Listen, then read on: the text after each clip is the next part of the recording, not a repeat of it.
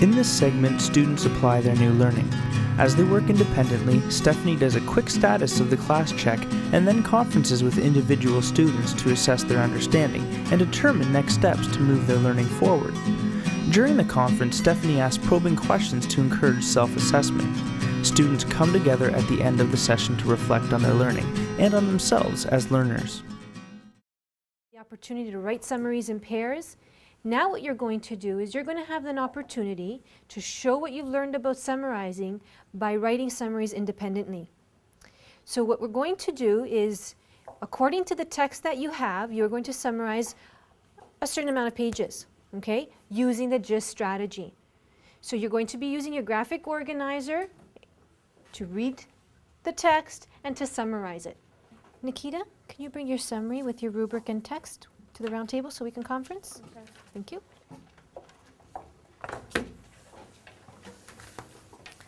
Okay, so you have your GIST list here with your summary. What text selection did you have in here?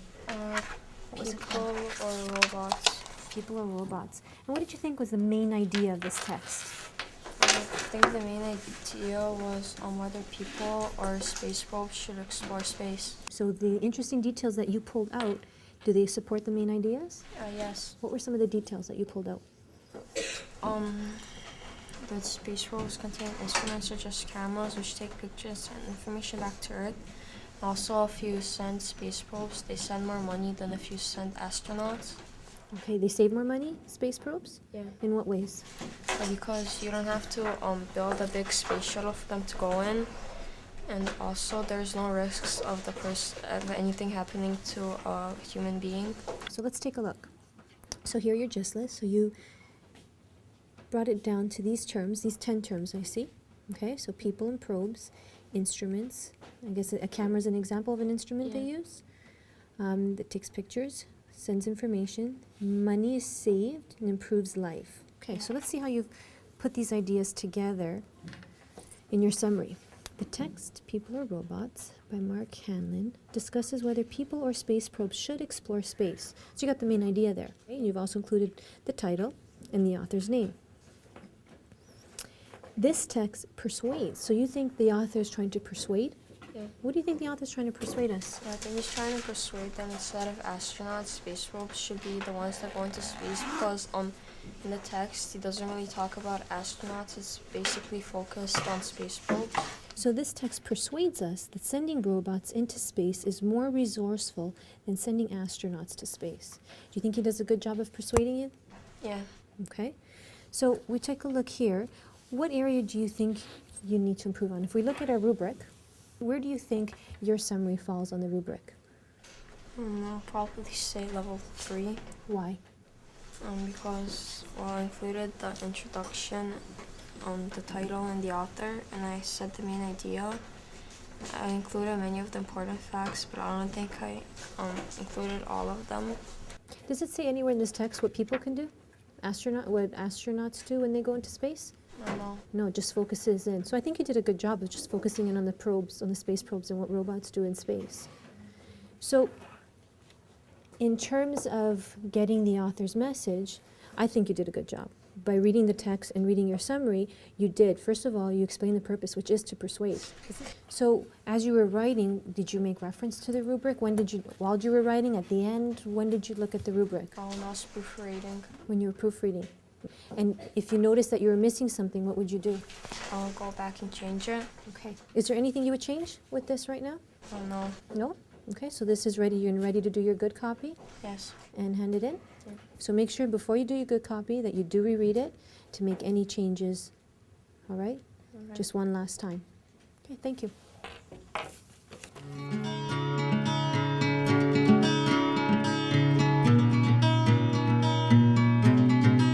Rubric and text to the round table. So what text is it that you had to summarize? I had to summarize the world of the small.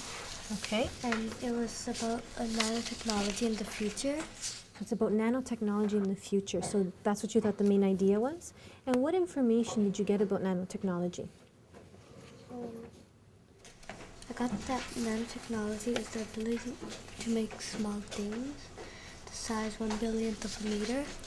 So that was one of the details that you learned. So if I look here at your gist list, you have the terms nanotechnology, the ability, small things, 1 billionth, that's what you just shared. So I guess it's important to know exactly how small nanotechnology is. Yeah. Change, what does the word change mean? Why is that important? Because it will like change life in the future. How will it change life in the future? What did you learn from the text of how it will change life in the future?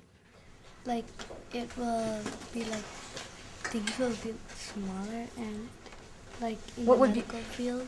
Okay, what would be smaller? What was an example they used? In the medical field, Mm-hmm.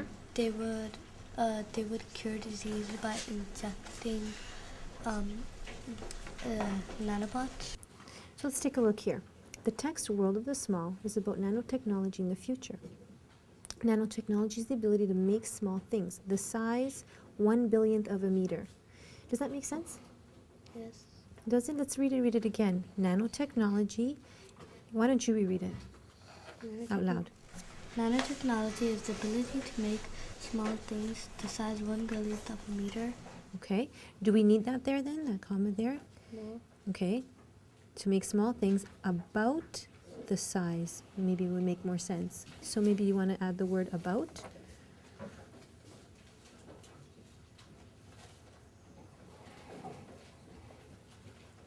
Because it was just a little bit unclear. Remember, one of the questions we ask ourselves, does it make sense? And that's what we're reading for right now. And we're looking for, do I have the main details?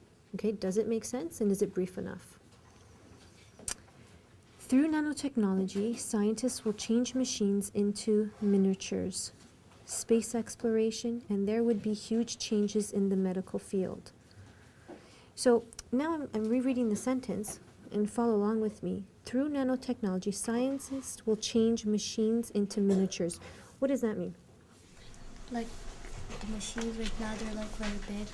So like in the future, they'd be smaller. Okay, so I think we have to reword the wording there because it's a little confusing. Do you have any questions? No. Okay, so you're going to go back to your seat and take into consideration some of the feedback.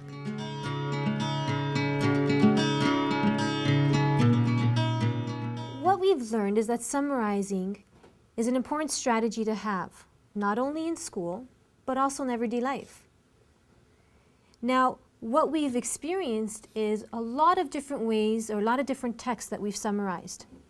What I'd like you to think about is how the process of summarization helps people learn. So how does summarizing help people learn? You ask questions while you read and write. For example, what is the main idea? What are the important words? Does your writing make sense? So you're paying attention. Are there any other ways? Nitesh. I'm choosing just words. And how did the gist words help you? Helps me by creating my summary and determining the important ideas. How else is this process helpful? I am reading and rereading information. This helps me remember. When I summarize, I use synonyms. So I have to know that I understand what the text I'm reading. That's right. So when you're choosing the synonyms, you have to make sure those synonyms make sense.